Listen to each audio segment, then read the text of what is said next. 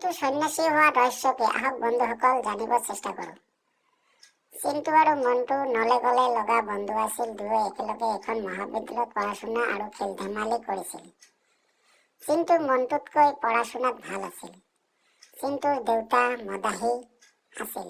এদিনাখন হঠাৎ বাতৰি কাকত, টিভি নিউজ, ছচিয়েল মিডিয়াত খবৰ আহিছিল যে চিন্তু নিৰুদ্দেশ। মণ্টুৰ মনত ভাষাৰে প্ৰকাশ কৰিব নোৱাৰা দুখ পাইছিল। তেওঁ আত্মহত্যাৰ চেষ্টাও কৰিছিল, কিন্তু স্বৰ্গত ঠাই নাছিল। এনেদৰে 20 বছৰ পাৰ হৈ গৈছিল যদিও মণ্টু বন্ধু চিন্তুক পাহৰিব পৰা নাছিল।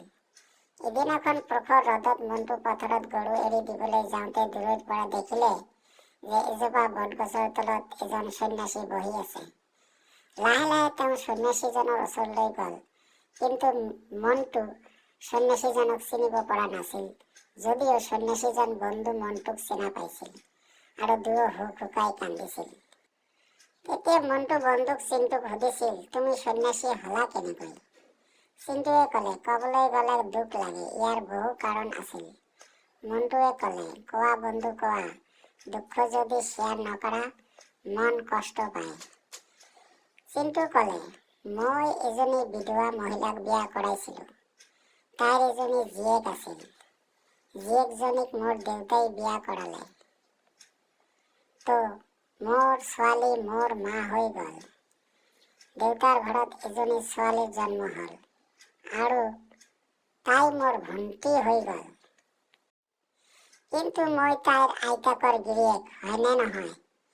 এনেকৈয়ে মোৰ ল'ৰা নিজৰ আইতাকৰ ভায়েক হৈ গ'ল আৰু মই নিজৰ ল'ৰাৰ ভাগিন হ'লো। আৰু মোৰ দেউতা মোৰ জোঁৱাই হৈ গ'ল আৰু মোৰ ল'ৰা নিজৰ ককা দেউতাৰ খুৰখালা হৈ গ'ল। হঠাৎ মণ্টুৱে চিঞৰি ক'লে, হে প্ৰভু, হে হৰিৰাম, এয়া কেনেকৈ সম্ভৱ? মোৰ মূৰটো হেং মাৰিবলৈ বাকী নাই। এতিয়া কি হ'ব? আৰু চিন্তু ক'লে, মোৰ স্ত্ৰী দেউতাকৰ শাশুড়ী হৈ গ'ল। আৰু মণ্টু ক'লে, আবে চুপ থাক, মোক পাগলা কৰিবা নেকি?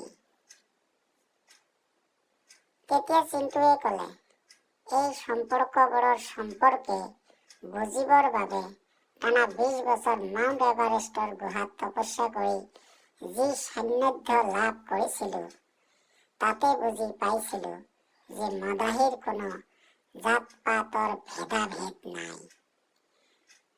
ধন্যবাদ।